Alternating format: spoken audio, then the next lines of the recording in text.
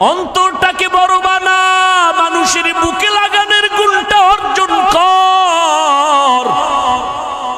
লাথি মারার গুণ তো মদিনার গুণ না, গালি দেওয়ার গুণ তো মদিনার নবীর গুণ না, গালি না দেওয়া মদিনার গুণ। লাথি না দিয়া বুকে লাগাবি মদিনার আদর্শ। এই জমিনে জান্নাতের টিকিট পেয়েছেন 10 জন সাহাবা। আবু বকর জান্নাতের টিকিট পেয়ে মরণ পর্যন্ত শুধু কান্নার আওয়াজ। আমি আল্লাহর আদালতে কেমনে দাঁড়াবো, কেমনে হিসাব দিব। ওমর কাঁদতেছেন, উসমান কাঁদতেছেন, ওই অন্ধকার কবরে আমি কেমনে একা থাকবো। হযরত আলী কাঁদতেছেন, রাতের গভীরে কান্নার আওয়াজ। নবী কান লাগাইয়া নজর করে দেখেন আবু বকর তাহাজ্জুদে কান্না করে। এরে পর্দার আড়ালের আম্মা জানেরা, এরে আম্মা জান, ওই জাহান্নামী নারী এমন কোন গুনাহ নাই করে নাই। রাস্তা দিয়া চলতেছেন, হঠাৎ করে নজর করে দেখে রাস্তার কিনারা একটা কুকুর পানির পিপাসায় জিহ্বা বের করে কাঁদতেছে। জাহান্নামী গুনাহগার নারীটার অন্তরে মায়া হলো, দৌড়াইয়া গেল পানি আনার জন্য, কিন্তু কোনো পাত্র নাই। ওই গুনাহগার নারীটার পায়ে ছিল চামড়ার মোজা।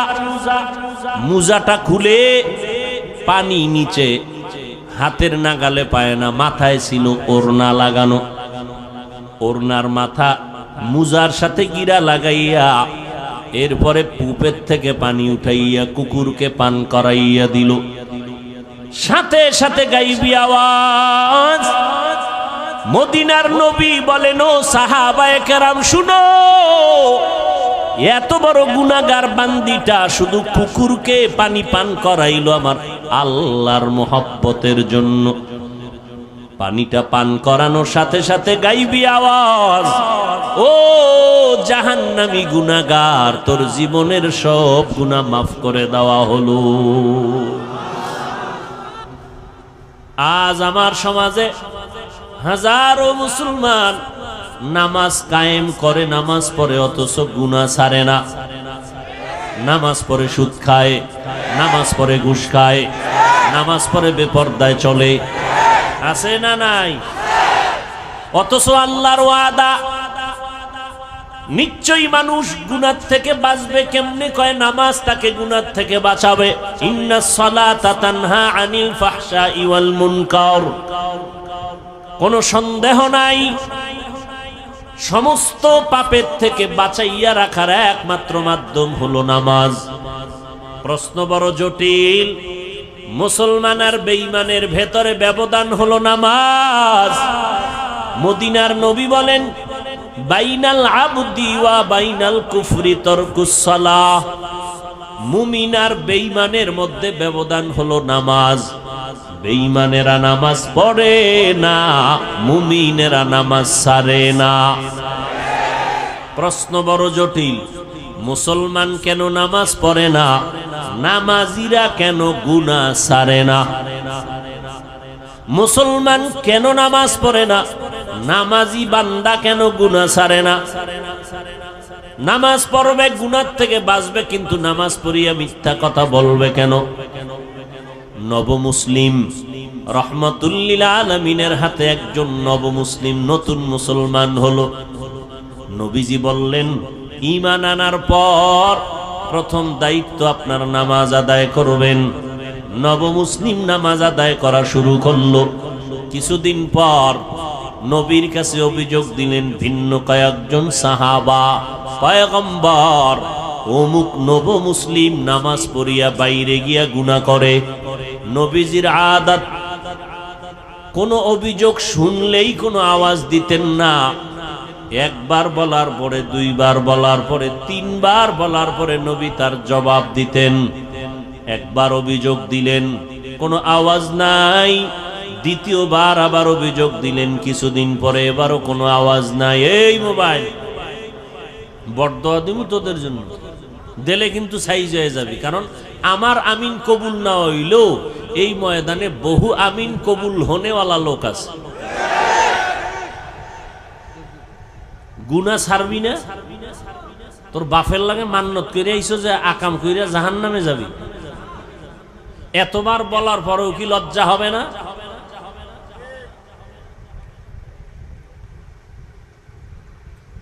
ভাইরা আমার, ছোট ছোট বাচ্চার হাতে মোবাইল, এর মা এর বাবা বলে দায়িত্বশীল মা বাবা, সন্তানকে ধ্বংস করার জন্য আর কি দরকার?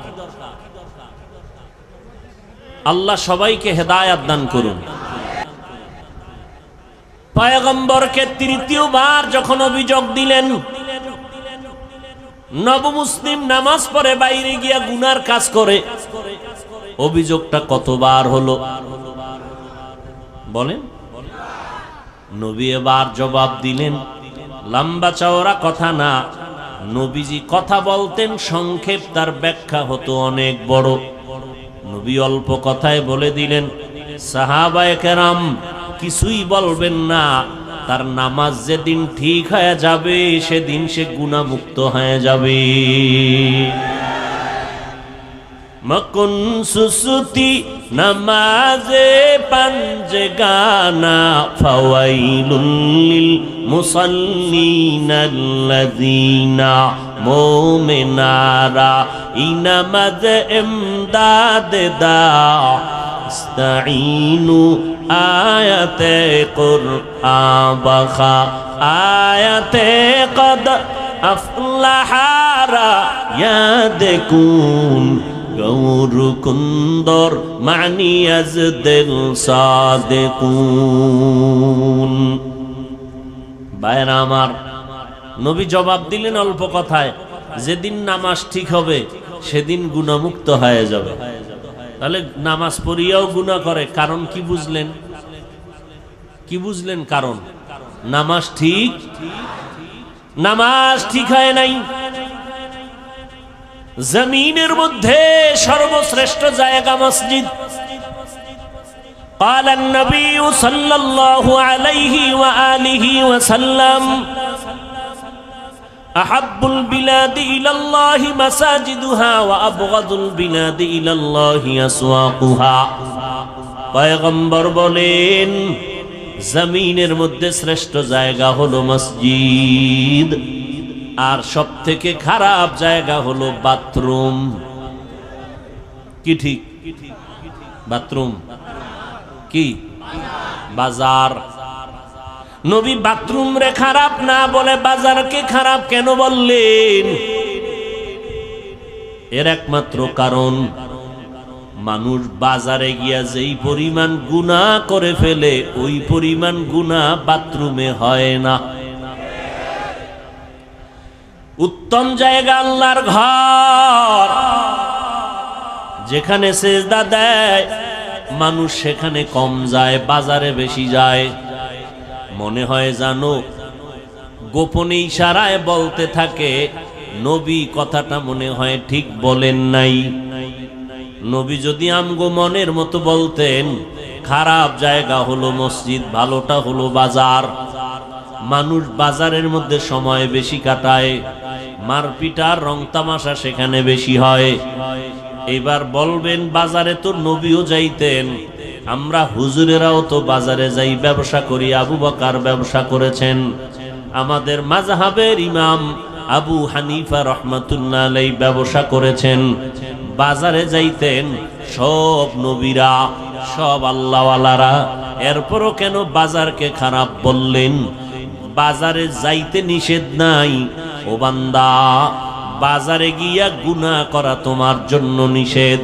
জরুরত সারার জন্য বাজারে যাও, আবার ব্যাক করে ঘরে যাও, ওখানে বাজে কোনো কথা যেন না হয়, কারণ ব্যবসা করা হালাল। আহাল্লাল্লাহুল বাইআ ওয়া হাররামার রিবা, ব্যবসা আল্লাহ হালাল করেছেন, সুদ আল্লাহ হারাম করে দিয়েছেন। এরে নবীর আশিক, উত্তম জায়গা আল্লাহর ঘর, কিন্তু এই জায়গায় মানুষ ঢুকতে গিয়েও কোনো আল্লাহর ভয় অন্তরে রাখে না। আল্লাহর ঘরে যারা যাবে এরা জমিনের কোনো মেহমান না, এরা আমার মালিক রব্বুল আলামিনের মেহমান। এমপি সাহেব ডাকলে মানুষ কত সুন্দর সজ্জিত হইয়া এমপি সাহেবের ডাকে সাড়া দেয়। ও মানুষ, আপন কোনো আত্মীয়র বাড়ি গেলে পুরান জামা বাদ দিয়া নতুন ড্রেস পরিয়া যায়। আমার আল্লাহর বাড়ি নামাজে যারা যাও, তোমরা গেঞ্জি পরে যাও কেন? ময়লা জামা নিয়ে যাও কেন? আল্লাহর মেহমান তো আল্লাহর ঘরে আল্লাহর সাজে সজ্জিত হয়ে যাওয়া দরকার। সেখানে গেঞ্জি পরে যায়, টুপি নাই, জুতা নাই, আবার গেঞ্জির ভিতরে কত বাঘ ভাল্লুক বানরের ছবি, আবার কত ইংরেজি লেখা আছে না নাই? এই হলো নামাজের হালাত। হ্যাঁ, সবার শেষে যায় আবার সবার আগে বের হয়। পাঁচ বেলার নামাজ তো নাই, ওই জুমার দিন যায় তাও সুন্নতের খবর নাই। সালামের পরে দুরাকাত ইমাম সালাম দিল, বের হয়ে চলে গেল। জুমার সময় এত মানুষ, এরা ফজরেও নাই আবার আসরেও নাই। এই নামাজ দিয়া মানুষ গুনাহ থেকে ফিরবে না। আল্লাহর নবী বলেন কিয়ামতের দিন এই নামাজি তাকে জাহান্নামে নিয়ে যাবে। আল্লাহ তাআলা বলেন আমি মানুষকে একটা কাজের জন্য বানাইছি, ইবাদত। ইবাদত হবে নবীর তরিকায়। সীমানা কত দূর? বলে তোমার জিন্দেগি যেখানে যেখানে যাবে সেখানে ইবাদত। ইবাদতটা নবীর তরিকায় হবে।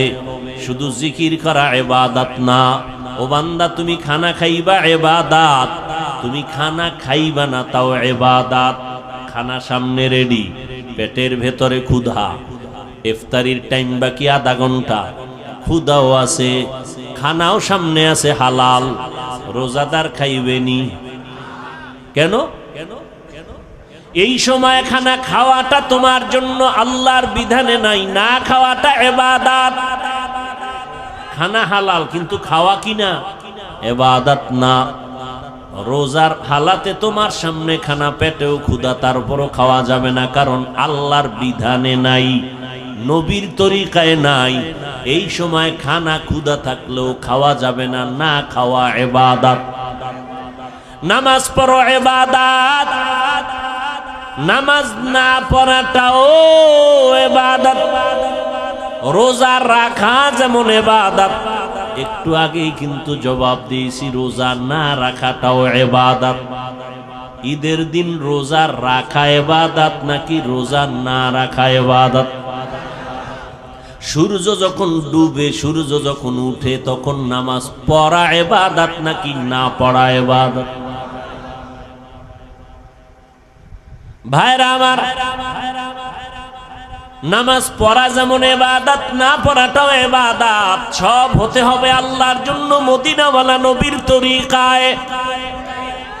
কিন্তু বড় দুঃখ, আল্লাহকেও চিনি না, মদিনাওয়ালা নবীর আদর্শ তরিকাও চিনি না। এখন আমরা কেমনে ইবাদত করব, সিস্টেম কেমনে জানবো? মদিনার নবী এক ঠিকানা দিয়া গেছেন, ওই ঠিকানায় গেলে ইবাদত শিখবা, তরিকাও পাইবা।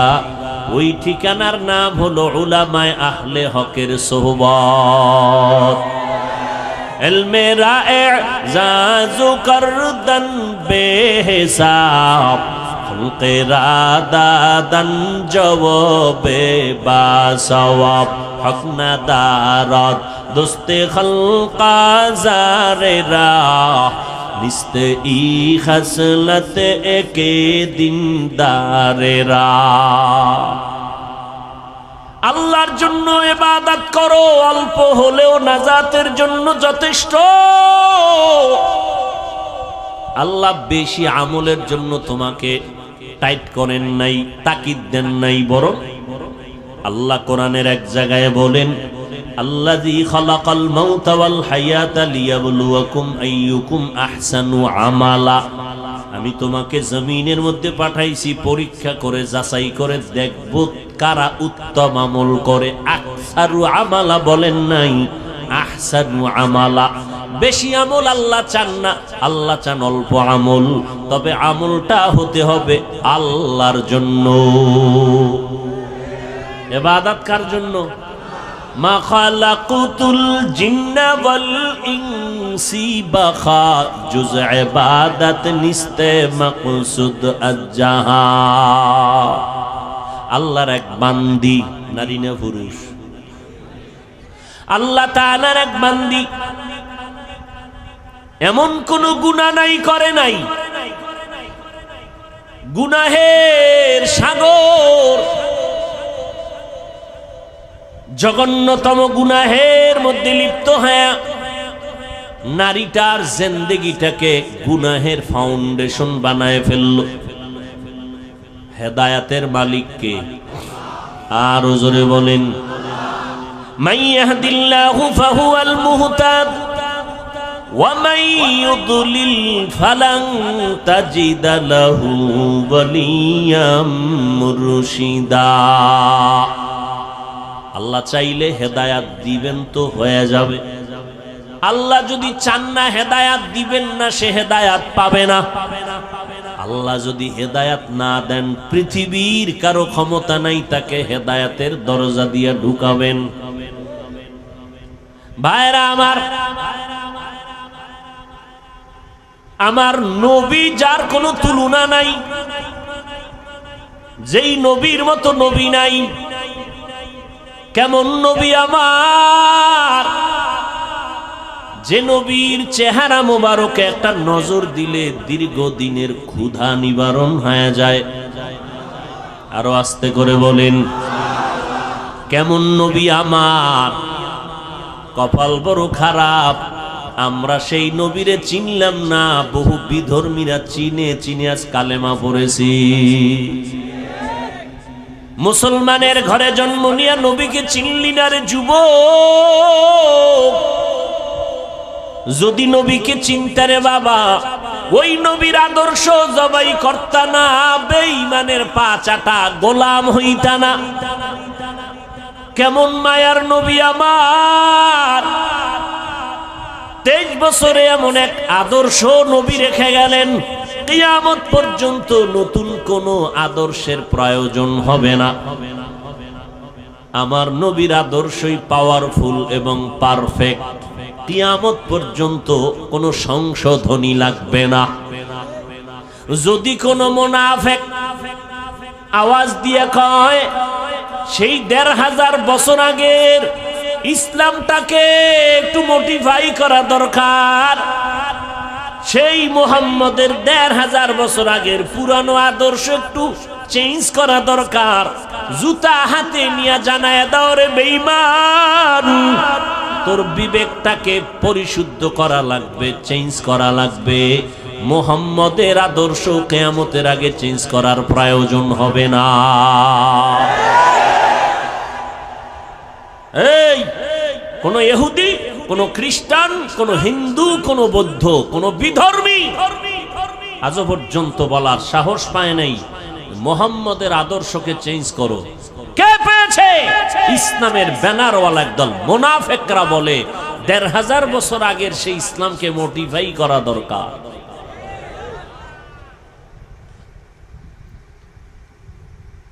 এদের থেকে খুব সাবধান। ওই নবীর আদর্শ এত পাওয়ারফুল এবং পারফেক্ট, 1500 বছর পর আজও সেই নবীর আদর্শের কারণে এত গরমের মধ্যেও হাজার হাজার মানুষ বসে আছেন। টাকার লোভ নাই, খাওয়ানোর কোনো ফিকির নাই, বসার জায়গাও ভালো না। কোন এমপি সাহেব এতগুলো মানুষ যদি এক জায়গায় বসায় রাখতে চাইতেন, আসা যাওয়ার অগ্রিম গাড়ি ভাড়া দিতে হতো, ঠিক নেই? বসার জন্য ভিআইপি ব্যবস্থাপনা, এরপরে ফাঁকে ফাঁকে নাস্তা, না হয় চেয়ারের বাড়ি, এরপরে নিয়ন্ত্রণের জন্য কত আইন শৃঙ্খলা বাহিনী। কিন্তু তাকাইয়া দেখো এতগুলো মানুষ এখানে বসছে, আসা যাওয়ার ভাড়া দেওয়া হয়েছে, বরং ফাঁকে দিয়া কিছু টাকা রেখেও দিল দ্বীনের নিসবতে দান হিসাবে। অনেক আবেগওয়ালা মুমিন পুরা টাকা দিয়া দিয়েছে দ্বীনের জন্য, প্রয়োজনে হেঁটে হেঁটে ঘরে যাবে। বসার ভিআইপি ব্যবস্থা, কথা বলেন না কেন? অনেকে দাঁড়ানো, বসার কোনো জায়গা নাই। কে ধনী, কে গরিব, কে শিক্ষিত, কে মূর্খ, কোনো ভেদাভেদ নাই। ফাঁকে ফাঁকে কোনো পানীয় নাস্তার আয়োজন, নিয়ন্ত্রণের জন্য কোনো আইন শৃঙ্খলা বাহিনী। এতগুলো মানুষ র্যাব, আর্মি, পুলিশ, বিডিআর দিয়াও নিয়ন্ত্রণে রাখা যায় না। আর এতগুলো মানুষ, বসার কাইফিয়াত নাই, জায়গা সুন্দর না, খানারও আয়োজন নাই, টাকারও কোনো ব্যবস্থা নাই, যাবে কেমনে ঘরে তারও কোনো চিন্তা নাই, চুপচাপ বসে আছে। একটু চিন্তা করা দরকার, এটাকে কেউ না কেউ পেছন থেকে নিয়ন্ত্রণ না করলে তো হয় না।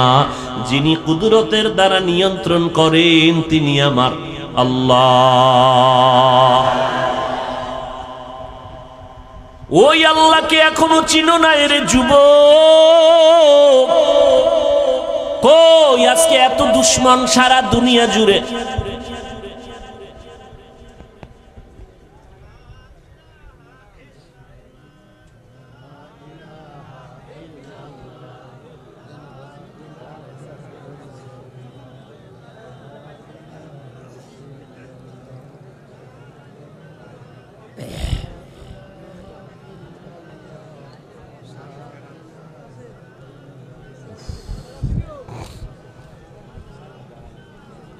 অন্ধকারে পালায় রওনা দিয়েছেন, হাসেন আবার। আমার তো লজ্জা লাগে যে আপনার অন্তরে ভয় আসলো না, অন্ধকারে পালায় যাবেন, এটা কোন অভ্যাস?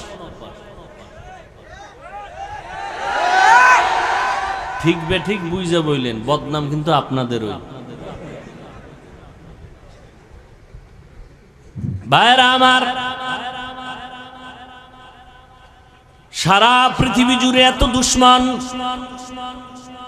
ইহুদি বেঈমান সব বিধর্মীরা চায় কোরআনের আওয়াজ বন্ধ হয়ে যাক, মাদ্রাসা বন্ধ হয়ে যাক, ওয়াজ মাহফিলের মাইকের আওয়াজ বন্ধ করো, শব্দ দূষণ। এইভাবে যুগে যুগে ওরা ষড়যন্ত্র করলো, হাজারো মাদ্রাসা বন্ধ করে দিল, আলেমরে জবাই করলো, ফাঁসির মঞ্চে ঝুলাইলো। এখনো অপচেষ্টা কম করে না কোরআনের আওয়াজ বন্ধ করার জন্য। অথচ আমরা তাদের বিরোধী শক্তি না, আমরা বিরুদ্ধে বলি না। এতক্ষণ বয়ান করলাম, আরো করি, করতেছি, করব। কই হিন্দুদের বিরুদ্ধে বলি নাই, খ্রিস্টানের বিরুদ্ধে বলি নাই, ইহুদির বিরুদ্ধে বলি নাই, বৌদ্ধদের বিরুদ্ধে বলি নাই। এমন কি আমাদের ভেতরগত মুসলমানের ভেতরে কত দল আর কত মত। পাঁচকল্লি টুপি মাথায় দিয়ে বয়ান করতেছি, কোনদিন ভিন্ন টুপিওয়ালার বিরুদ্ধে বলি নাই। অথচ তাদের কাছে একটু জিজ্ঞাসা করতে মনে চায়, তুমি আমার সাদা টুপির বিরোধিতা কেন করো? কওমি মাদ্রাসায় লেখাপড়া করলাম, আজ পর্যন্ত আলিয়ার বিরুদ্ধে বলি নাই, স্কুল কলেজের বিরুদ্ধে বলি নাই। তাদেরকে জিজ্ঞাসা করতে মনে চায়, হযরতেরা আপনারা কওমির বিরোধিতা কেন করেন? তাবলীগের সমর্থন করি, কোনদিন তাবলীগ যারা করে না গালি দেই না, হিংসা করি না, দেখলে সালাম দেওয়ার চেষ্টা করি। জিজ্ঞাসা করতে মনে চায়, আপনি কেন তাবলীগের বিরোধিতা করেন? ইয়া নবী সালামু আলাইকা বলিয়া যারা দাঁড়াইয়া নবীর টান দিয়া মদিনার থেকে নিজের বুকের সাথে নিয়ে আসেন স্টেজে, আমরা গালিও দেই না, হিংসাও করি না, দেখলে সালাম দেই। কিন্তু জিজ্ঞাসা করতে মনে চায়, আমরা যারা ইয়া নবী সালামু আলাইকা বলি না, আপনাকেও খারাপ জানি না, আপনি কেন আমাকে খারাপ জানেন? এত বয়ান করি, একটা ইচ্ছা করে কাউকে আঘাত করার মূলক কোনো কথা বলি না।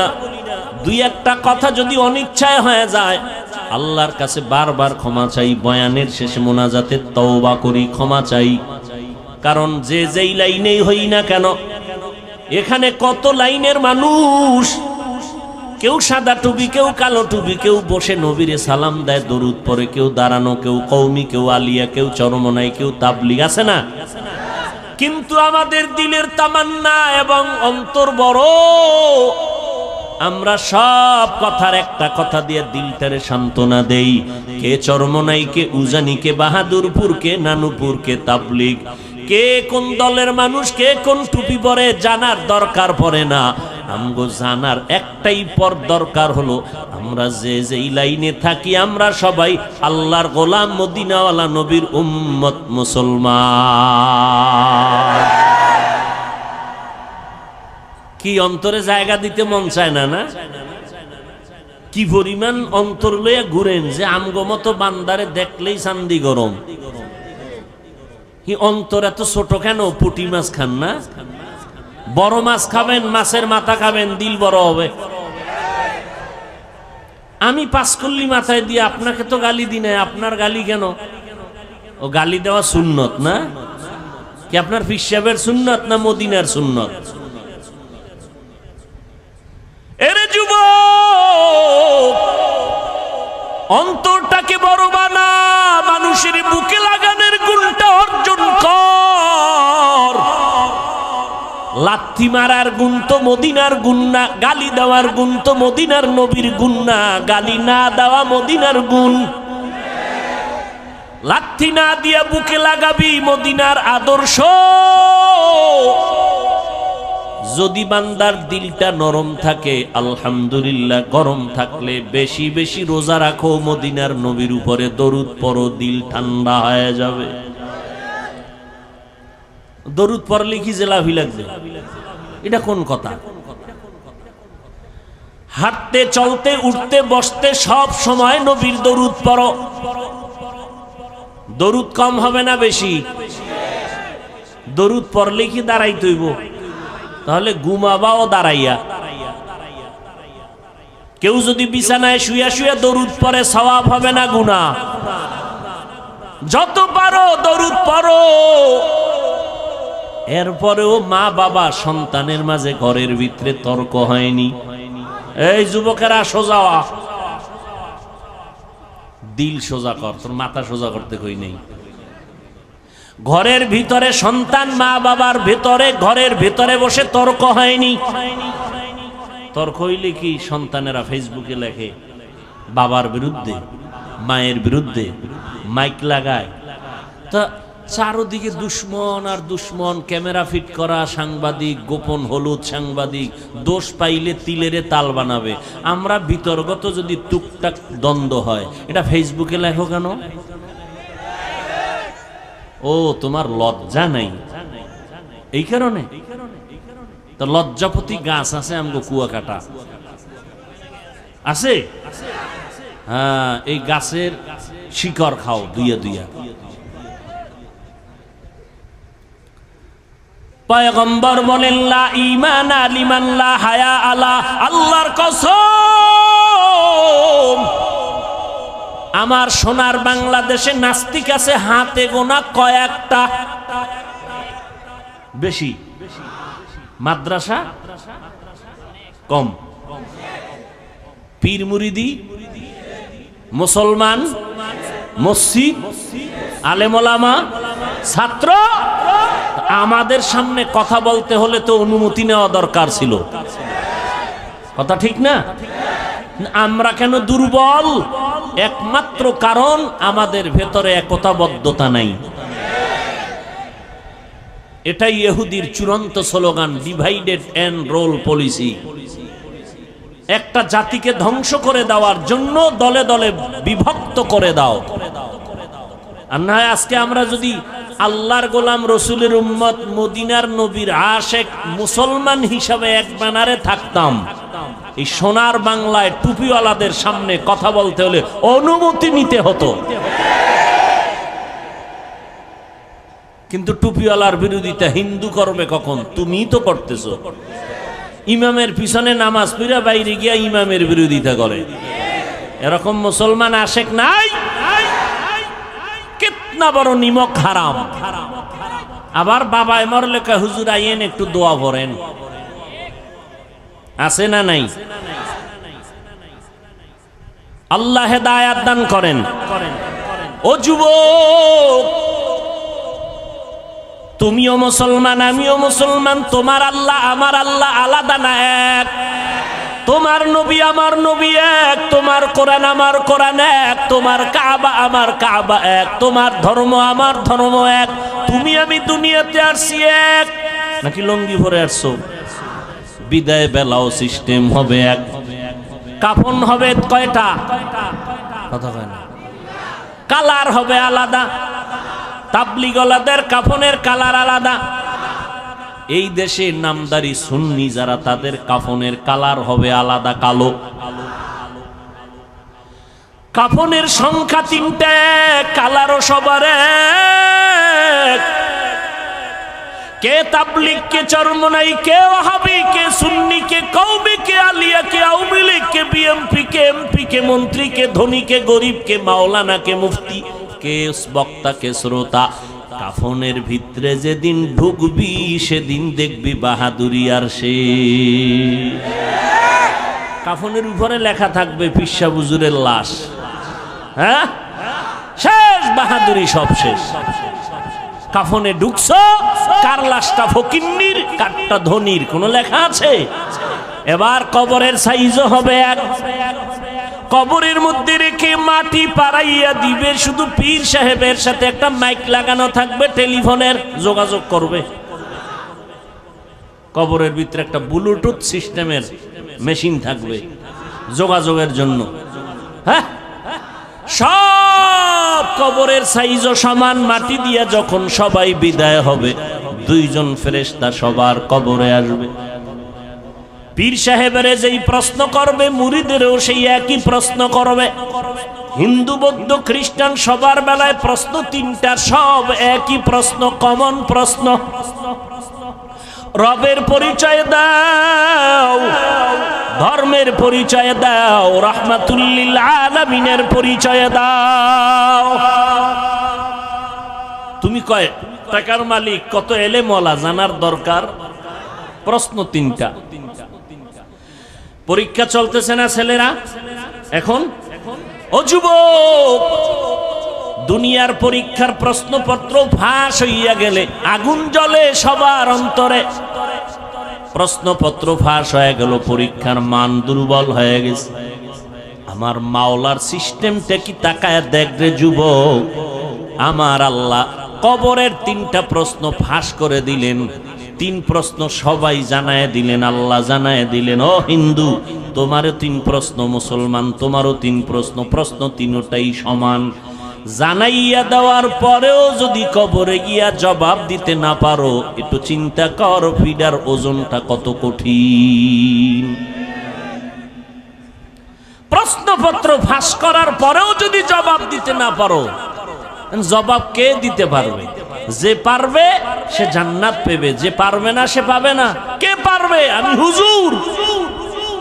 কোনো গ্যারান্টি নাই, কারণ এই জমিনে জান্নাতের টিকিট পেয়েছেন 10 জন সাহাবা।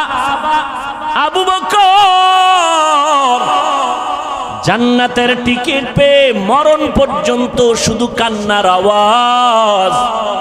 আমি আল্লাহর আদালতে কেমনে দাঁড়াবো, কেমনে হিসাব দিব। ওমর কাঁদতেছেন, উসমান কাঁদতেছেন। ওই অন্ধকার কবরে আমি কেমনে একা থাকবো।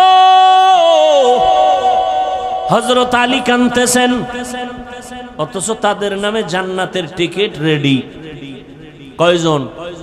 এই জোরে কও যুবকেরা। রাতের গভীরে কান্নার আওয়াজ। নবী কান লাগাইয়া নজর করে দেখেন আবু বকর তাহাজ্জুদে কান্না করে। জান্নাতের টিকিট পেয়ে যদি কাঁদেন, তো আপনার আমার উপায় কি? ও বাহাদুরেরা, এরে পর্দার আড়ালের আম্মা জানেরা আসেনি? এরে আম্মা জান, ওই জাহান্নামী নারী এমন কোন গুনাহ নাই করে নাই। রাস্তা দিয়া চলতেছেন, হঠাৎ করে নজর করে দেখে রাস্তার কিনারা একটা কুকুর পানির পিপাসায় জিহ্বা বের করে কাঁদতেছে। জাহান্নামী গুনাহগার নারীটার অন্তরে মায়া হলো, দৌড়াইয়া গেল পানি আনার জন্য, কিন্তু কোনো পাত্র নাই। ওই গুনাহগার নারীটার পায়ে ছিল চামড়ার মোজা, মোজাটা খুলে পানি নিচে, হাতের নাগালে পায় না, মাথায় ছিল ওড়না লাগানো, ওড়নার মাথা মুজার সাথে গিরা লাগাইয়া এরপরে পুপের থেকে পানি উঠাইয়া কুকুরকে পান করাইয়া দিল। সাথে সাথে গাইবি আওয়াজ, মদিনার নবী বলেন, ও সাহাবায়ে কেরাম শুনো, এত বড় গুনাহগার বান্দিটা শুধু কুকুরকে পানি পান করাইলো আমার আল্লাহর মোহাব্বতের জন্য। পানিটা পান করানোর সাথে সাথে গাইবি আওয়াজ, ও জাহান্নামী গুনাহগার, তোর জীবনের সব গুনাহ মাফ করে দেওয়া হলো। এই জন্য কোন ছোট নেক আমলকে ছোট মনে করে ছেড়ে দিবেন না, কারণ একটা ছোট আমল যদি আল্লাহ কবুল করে দেয় এটাই আপনার জন্য বড় পাওয়া। আবার ছোট গুনাহকে গুনাহ মনে করে করবেন না, কারণ একটা ছোট গুনাহে যদি আল্লাহ ধইরা ফেলায় আপনার জীবন শেষ। আল্লাহর আর একজন বান্দি জীবনভর নেক আমল করেছে, আগের বান্দি জীবনভর গুনাহ করছে, আর এই বান্দি জীবনভর নেক আমল করেছে। মরণের আগে সামান্য একটা অপরাধ করলো, আল্লাহর ভিন্ন একটা মাখলুক একটা বিড়ালকে ঘরের মধ্যে বাইন্দা খাঁচায় আটকায়া দিছে, নিজেও খানা দেয় না, বিড়ালটা বাইরে গিয়ে খাবে সেই সুযোগও মহিলাটি দেয় নাই। বিড়ালটা খাঁচায় বসে ধুকে ধুকে না খেয়ে মরে গেল। মদিনার নবী বলেন, ও সাহাবায়ে কেরাম, মহিলার জীবনের এত নেক আমল এই সামান্য একটু অন্যায়ের কারণে আল্লাহ সব আমল বরবাদ করে মহিলাকে জাহান্নামী বানায়া দিছে। একটা বিড়ালকে কষ্ট দিলে যদি এই অবস্থা হয়, ও মানুষ, তুমি মানুষ হইয়া মানুষকে কিভাবে কষ্ট দাও? মানুষের ইজ্জত দিয়ে কেমনে তুমি সিনিমিনি করো? মানুষের ইজ্জতের উপরে কেমন হামলা করো? আমার আল্লাহ তো বিচারক আছে, তোমার এত পেরেশানি কেন? সাধারণ মানুষের ইজ্জত নষ্ট করো, সেখানেও কিছুটা চিন্তা করার সুযোগ আছে, কিন্তু আলেমের ইজ্জত নিয়ে যদি টানাটানি করো তোমার উপায় কি হবে রে বাবা? আল্লাহ তাআলা সব কথার একটা শেষ মোহাব্বতের ডাক দিয়া বলে, বান্দা এত কথা শুই না, ভয় পাইস না, আয় তওবার দরজা দিয়া ঢোক। 70 বছর পর্যন্ত যদি গুনাহ করো, তওবার মতো যদি একটু তওবা করে চোখের পানি ছেড়ে দাও, আমি তোর 70 বছরের গুনাহ একটা সেকেন্ডে মাফ করে তোরে পবিত্র বানায় দিব। ও যুবক, ও পর্দার রানের আম্মা জানেরা, কয়দিন আর বাহাদুরি করবেন? আপনারাও মা, নবীদের মাও যারা ছিলেন তারাও মা, সাহাবায়ে কেরামের মাও মা, আপনারাও মা।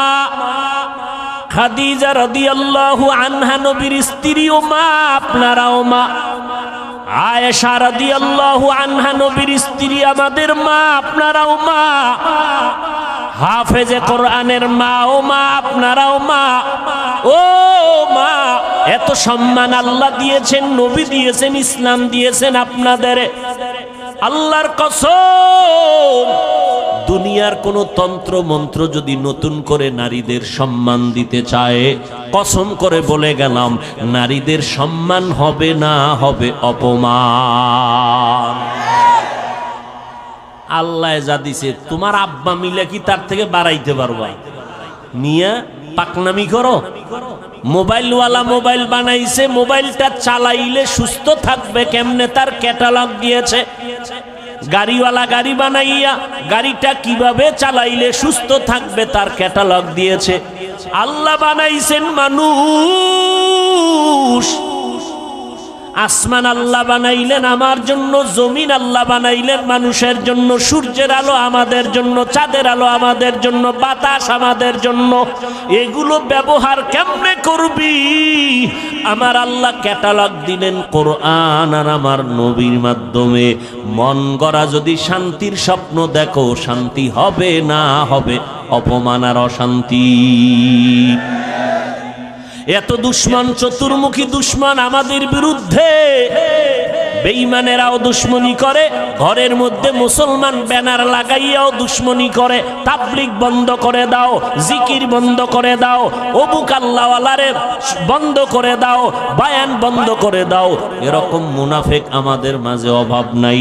এবার আপনারা বলেন, এত দুশ্মনীর মাঝেও আল্লাহর শুকর, আমরা যারা নবীর তরিকা মানিয়া সুন্নত অনুযায়ী চলি, আমগো সম্মান কমতেছে নাকি বাড়তেছে? আর কেমনে দেখাইলে আপনারা সুন্নত মানবেন? আর কিভাবে বললে রসুলের সুন্নত মানবেন?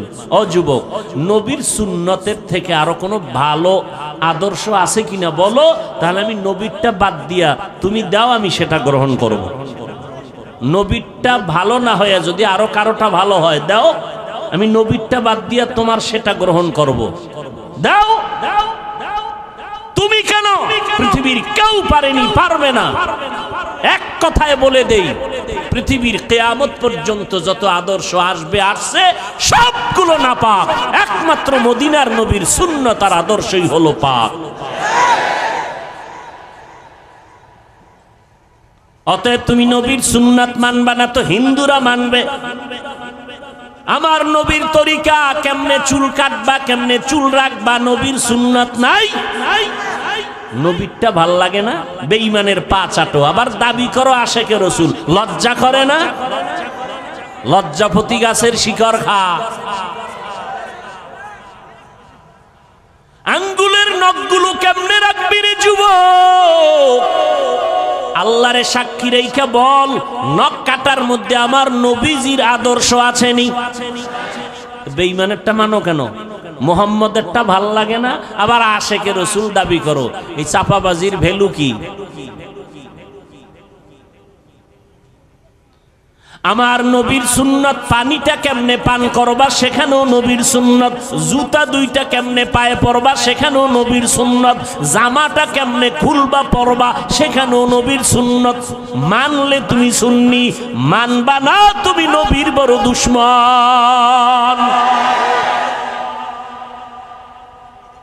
তোমার পোশাকের মধ্যে নবীর সুন্নত কই? তোমার আঙ্গুলের নখ কাটার ভেতরে নবীর তরিকা কই? জীবনে ঘড়িয়াতে দেই না, ওয়াজের কারণে টাইম দেখা লাগে, এই জন্য মাঝে মাঝে দেই, তাও ডান হাতে দেই। বাদশাহ হারুন রশিদের যুগে ঘড়ির জন্ম, এর আগে ঘড়ি ছিল না এই সিস্টেমে। ডান হাতে দেই কেন? ছাত্র জীবনে ওস্তাদ বলেছেন সেই ছোটবেলা, এই ছেলে বাম হাতে ঘড়ি দিবি না যদি কখনো দাও, কারণ কোন মুরব্বী যদি তোর ওস্তাদ সমতুল্য কয় টাইম কত, বাম হাতটা সামনে নিবি না ডান হাতটা নিবি। গুনাটুনা কিছু নাই, কিন্তু আদবের একটা বিষয় আছে, কোনো গুনাটুনা নেই। ভাইরা আমার, আর তুমি শিক্ষকের সামনে বিড়ি টানো না, হাসো কেন? লজ্জা করে না? কানতে থাক বেটা, কানতে থাক। শিক্ষকের সামনে বিড়ি টানে, মোবাইলে কথা বলে, আরো কত অপরাধমূলক কাজ করে, কোনো সীমা নাই। আর এখনো এত বড় বক্তা হইয়াও চেষ্টা করি ওস্তাদ পাইলেই জুতা দুইটা হাতের মধ্যে নিয়ে টানি। মা বাবার জুতা এখনো ধুইয়া দেই। কি শিখেছ? আদব কি শিখেছ? রাস্তা দিয়ে হাঁটলে কোনো মুরব্বির পাশে যদি থাকি, সূর্যের ছায়া পড়লে চেষ্টা করি আমার ওই মুরব্বির ছায়ার উপরে যেন আমার পাও না পড়ে। এটা গুনাটুনা কিছু না, যত আদব দেখাবো তত আল্লাহ খুশি হবেন। আর মায়ের সামনে বাবার সামনে মোবাইল চালাও, টেলিভিশন দেখো, নাচ গান দেখো, লজ্জা করে না? ঘড়িটা হাতে দিয়া বাম হাতে দৌড়াও, বান্ধবী নিয়ে আড্ডা দিতেছো, মা বাবার সামনে লজ্জা করে না? কয় কিসের লজ্জা, আব্বা আম্মাও তো এই পথের যাত্রী। ও আম্মা জান, আপনার ছেলেটাকে ডাক্তার বানাবেন, কলিজা দিয়া দোয়া করে গেলাম, ইঞ্জিনিয়ার বানাবেন, প্রফেসর বানাবেন, এসপি বানাবেন, তবে দাবি হলো বেয়াদব বানাবেন না। আপনার সন্তানের ব্যবহারে যেন কোনো আলেম কষ্ট না পায়, আপনার সন্তানের আচরণে এলাকার কোনো মুরব্বী যেন কষ্ট না পায়, আপনার সন্তানের আচরণে যেন সবাই দোয়া করে। আরে এমন আদর্শ সন্তান যদি বানাইতে হয়, আব্বা আম্মাকে আগে আদর্শওয়ালা হওয়া দরকার। ও যুবক, পেছনের গুনাহ থেকে এখনো সুযোগ আছে, তওবা করো। নবীর তরিকার মালা গলায় লাগাও, দাড়িটা লম্বা করো, 5 বেলার নামাজ পড়ো, মা বাবার খেদমত করে দোয়া নাও, আলেম ওলামাদের দোয়া নিয়ে আমল শুরু করে দাও।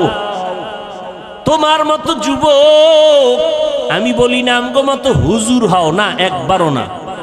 তুমি যেই লাইনেই আছো ওই লাইনে থাকিয়া নবীর তরিকা মতে চলো, নামাজ পড়ো। তোমার মতো যুবক সন্তান স্কুল কলেজে পড়ে, 5 বেলার নামাজি, মিথ্যা বলবা না, বলো আছে না নাই? তুমি পারো না কেন? আগামীকালকে ওই ছেলে মেয়েদের পাও ধোয়া পানি নিয়ে খালি পেটে 3 বার পান করবা, যে তোরা স্কুল কলেজে পড়ো, নামাজ পড়ো, আমি কেন পারি না, কপাল খারাপ, আব্বা আম্মার বরদোয়া লাগছে আমার কপালে। ও যুবক, তোমার মতো যুবক সন্তান তাকায়া দেখো, র্যাব আর্মি পুলিশ বিডিআরের চাকরি করে দাড়িওয়ালা নামাজি আছে না নাই? তুমি কেন পারবা না? মই নদীর মধ্যে মাছ ধরে, নামাজ ছাড়ে না, জমিনে কৃষি কাজ করে, নামাজ ছাড়ে না, তুমি কেন পারো না? এরে আম্মা জান, আপনার মতো কত মা এলাকায় দেখবেন এখনো 5 বেলার নামাজ পড়ে, তাহাজ্জুদও পড়ে, নাই? এরে আম্মা জান, কেন আপনি পারবেন না? ভালো সন্তান যদি চান, আপনাকে ভালো হতে হবে। ভালো ফল খাইতে চাইলে গাছকে ভালো করতে হবে, ভালো গাছ থেকেই ভালো ফল আসবে। এরে আম্মা জান, এখনো সময় আছে, তওবা করেন। সন্তানের হাত ধরিয়া বলেন, বাবা আর নামাজ ছাড়বি না, মা বাবারে কষ্ট দিবি না, ওলামায়ে কেরামের কথা মেনে আমল করবি, নবীর তরিকা মেনে চলবি। তোরে আমি আদর্শ ডাক্তার বানাইয়া যেতে চাই, তোকে আমি আদর্শ ইঞ্জিনিয়ার বানায় যেতে চাই। আমি মরিয়া গেলে তুই কোরআন পড়ে পড়ে দোয়া করবি আর মানুষের ডাক্তার হয়ে সেবা করবি। আল্লাহর কাছে দোয়া করেন, তওবা করেন। ও যুবক, আল্লাহর কাছে তওবা করো। গুনাহের কথা স্মরণ করে আমার আল্লাহকে যদি বলতে পারো, আল্লাহ হায়াতের মালিক তুমি, ইজ্জতের মালিক তুমি, মৌতের মালিক তুমি, আজকে থেকে তওবার নিয়ত করে ফেললাম, নবীর সুন্নতের বাহিরে চলবো না, হারাম খাবো না, দাড়ি কাটবো না, মা বাবাকে কষ্ট দিব না, নবীর তরিকার বাহিরে চলবো না, ওলামায়ে কেরামের সুন্দর পরামর্শ নিয়ে আমল করব, 5 বেলার নামাজ ঠিক মতো আদায় করব, যত কষ্টই হোক না কেন আর নামাজ বন্ধ করব না। মোবাইলের গুনাহের থেকে নিজেকে বাঁচাইয়া রাখার চেষ্টা করব। তওবা করার মতো যদি খাঁটি অন্তরে নিয়ত থাকে, আমার আল্লাহ তওবার দরজা দিয়া ডাকতেছেন, বান্দা চোখের পানি ছেড়ে তওবা করো, আমি জীবনের সব গুনাহ মাফ করে দিব। তওবার যদি নিয়ত অন্তরে থাকে, তবে এটাও সত্য কথা, 13টা বছর নবীকে দেখলো, চেহারা দেখলো, বয়ান শুনলো, কালেমা পড়ে না আবু জাহাল। আর ওমরের মতো বান্দা নবীর গর্দান কাটার জন্য আসিয়া কালেমা পড়ে মুসলমান হয়ে গেল। এই জমিনেও কিছু মানুষ এমন থাকবে, কাট্টার পাথরওয়ালা অন্তর নিয়ে ওয়াজে বৈশা কান্না করে বিদায় হয়ে তওবা করে যাবে, আর নামাজ ছাড়বে না। আবার ওই আবু জাহালের মতো পাথরওয়ালা অন্তর, হাজারো বয়ান শোনার পরেও সে কখনো তওবার নিয়ত করবে না। মন শয়তানের ধোকায় পড়ে বলবে, এত ইবাদত করে কি লাভ, এত সুন্নাত মানিয়া কি লাভ, কপাল পোড়া হইয়া আবার ওয়াজের প্যান্ডেল থেকে বিদায় হবে। তবে যাদের অন্তর তৈরি হয়ে গেছে তওবা করার জন্য, গলায় ছুরি আসলে মরে যাবে আর নামাজ ছাড়বো না, বেপরদায় চলবো না, দাড়ি কাটবো না, মা বাবারে কষ্ট দিব না, নবীর তরিকার বাহিরে চলবো না, ওলামায়ে আহলে হকের পরামর্শ নিয়ে চলবো। তওবা করার মতো যদি কারো নিয়ত হয়, খাঁটি তওবার নিয়তে দুটো হাত আমার আল্লাহকে দেখাইয়া দাও। আয় আল্লাহ হাতগুলো কবুল করে নেন, তওবা কবুল করে নেন, তওবার উপরে মজবুত হইয়া চলার মতো তৌফিক দান করেন। আমিন। আলহামদুলিল্লাহি রাব্বিল আলামিন। والصلاة والسلام على سيد الأنبياء والمرسلين وعلى آله وأصحابه أجمعين يا أرحم الراحمين يا أرحم الراحمين يا أرحم الراحمين رب ارحمهما كما ربياني صغيرا اللهم إنك عفو كريم تحب العفو فاعف عنا اللهم إنا نسألك رضاك والجنة ونعوذ بك من سخطك والنار اللهم إنا نعوذ بك من البرص والجنون والجذام وسيء الأسقام উদয়ার মালিক গুনাহের বোঝা নিয়ে আপনার দরওয়াজায় হাজির। দুনিয়াতে যেদিন আসছিলাম কত পবিত্র, মা বাবা কত আনন্দ করেছিলেন। আজ শয়তানের ধোকায় পড়ে সেই জীবনটাকে গুনার দ্বারা নাপাক করে ফেলেছি। গুনার কারণে আমার হাত নাপাক, আমার চোখ নাপাক, আমার জিহ্বা নাপাক, আমার অন্তর। আয় আল্লাহ, তওবার নিয়তে হাত তুলেছি, আর গুনাহ করব না রে আল্লাহ। মেহেরবানি করে আমাদের জীবনের গুনাহগুলো মাফ করে দেন আল্লাহ। সারা দুনিয়াবাসীকে মাফ করে দেন, পর্দার আড়ালের মা বোনদের মাফ করে দেন আল্লাহ। সুন্নাতওয়ালা জিন্দেগি আমাদের দান করেন। আয় আল্লাহ, সারা দুনিয়াবাসীকে মাফ করে দেন, বাংলাদেশ শান্তির দেশ বানায় দেন, প্রশাসনিকভাবে যারা কাজ করে দিনদার বানায় দেন, জনপ্রতিনিধির দায়িত্ব যারা পালন করে দিনদার বানায় দেন।